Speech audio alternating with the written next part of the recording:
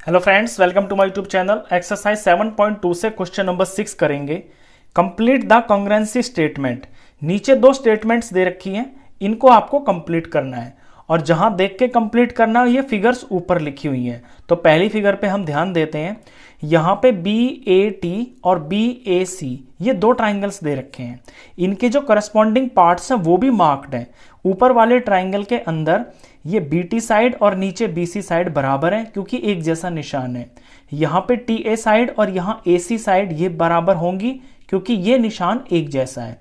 ये dot angle C है, dot angle T है, दोनों पे डॉट है, एक जैसा निशान है, ये दोनों एंगल्स बराबर होंगे। ऐसे यहाँ B पे TBA एंगल और ABC एंगल ये बराबर होंगे क्योंकि एक जैसा निशान है। जब भी आपको फिगर्स के अंदर एक जैसे निशान दे रखे हो तो समझ जाना वो उनके करस्पॉन्डिंग पार्ट्स हैं और वो बराबर होते हैं। अब यहाँ पे ये पूछा है कि ट्राइंगल BCA कॉन्ग्रुएंट होगा किसके?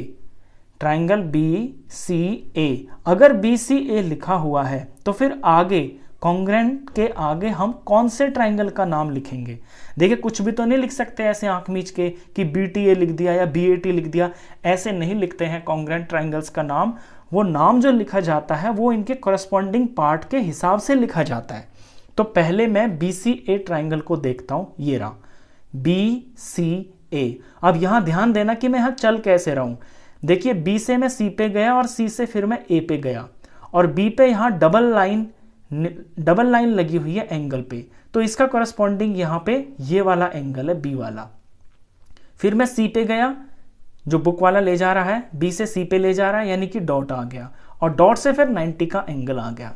तो ऊपर वाले ट्राइंगल के अंदर भी मेरी मूवमेंट सेम इसी तरह की होगी कि पहले उस एंगल पे जाके खड़ा हो जाऊंगा जहां पे दो निशान लगे हुए हैं, फिर वहां से डॉट वाले एंगल की तरफ चलूंगा और फिर वहां से 90 वाले एंगल की तरफ चलूंगा। तो ये काम मेरे को ऊपर वाले ट्राइंगल में करना है। तो मैं डबल लाइन वाले एंगल पे जाके यहां पहुंच गया, यानी कि B पे पहुंच गया। B से मैं चलूंगा डॉट की तरफ यानी T की तरफ, तो BT और फिर यहां 90 वाले एंगल की तरफ आऊंगा तो BTA। तो इसके नाम के हिसाब से ट्राइंगल का नाम BTA होगा। ये आप ऐसे मूवमेंट करके भी देख सकते हैं और करस्पॉन्डिंग पार्ट के हिसाब से भी देख सकते हैं। देखिए, यहां जो एंगल B है और यहां जो एंगल B है, दोनों ट्राइंगल में एंगल B ही तो है ये, तो ये दोनों सेम है। तो पहला नंबर पहले का करस्पॉन्डिंग। फिर यहां पे हम C पे आ गए, ये C पार्ट है, सेकंड जो पार्ट है वहां C लिखा हुआ है और इस पे डॉट है, तो हम डॉट वाली चीज देखेंगे वो T है, तो C का करस्पॉन्डिंग कौन होगा? T होगा। और उसके बाद यहां पे A है, A पे आ गए और यहां पे भी A है, तो ये तो दोनों में कॉमन है। तो करस्पॉन्डिंग पार्ट को ऐसे देख के भी कर सकते हैं या सीधा ऐसे मूवमेंट भी देख सकते हैं कि कहां से चल के किस तरफ आए, तो वही तरह की मूवमेंट यहां भी करनी है। तो पहले का आंसर होगा BTA, ट्राइंगल BTA। अब दूसरे पे ध्यान दीजिए। दूसरे में QRS ये एक ट्राइंगल है और QPT ये दूसरा ट्राइंगल है। पहला निशान एक डंडी का निशान जिसपे दोनों पे वो दोनों साइड बराबर है, दो डंडियां जिस पे लगी हैं वो दोनों साइड आपस में बराबर है, तीन डंडियां जिस पे लगी हैं वो दोनों साइड्स आपस में बराबर है। डॉट यहां पे लग रहा है, डॉट यहां पे लग रहा है, यानी Q एंगल S एंगल के बराबर है।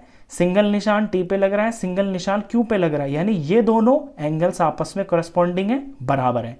डबल निशान P पे लग रहा है, डबल निशान R पे लग रहा है, ये दोनों एंगल्स आपस में बराबर है। तो एक करस्पॉन्डिंग पार्ट्स मार्क्ड है इसके अंदर। अब हमसे पूछा है कि ट्राइंगल QRS का कॉन्ग्रुएंट किस ट्राइंगल को लिखोगे आप? तो triangle QRS congruent to triangle. अब यहां हम करस्पॉन्डिंग पार्ट्स को मैच करेंगे। देखिए, सबसे पहले यहां पे क्या लिखा हुआ है?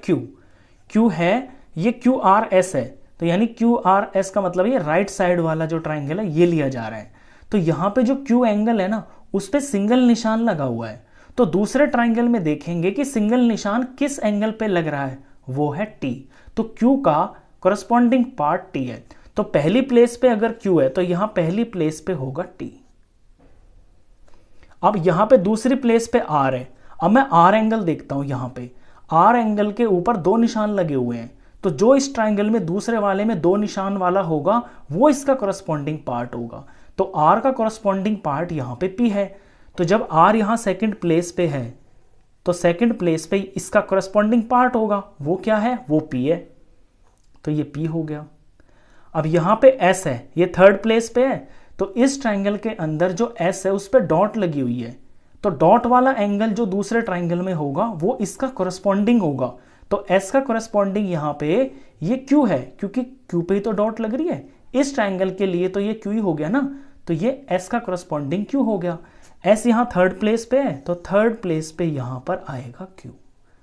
इस तरह से करस्पॉन्डिंग पार्ट्स को देख के उनकी मैचिंग करके कॉन्ग्रुएंट ट्राइंगल्स का नाम लिखा जाता है। तो पहले का आंसर यहाँ पे ट्राइंगल BTA होगा और दूसरे का answer QRS congruent to triangle TPQ होगा। क्वेश्चन खत्म। इस वीडियो में बस इतना ही। नेक्स्ट क्वेश्चंस के लिए मिलते हैं फिर नेक्स्ट वीडियो में, तब तक के लिए गुड बाय।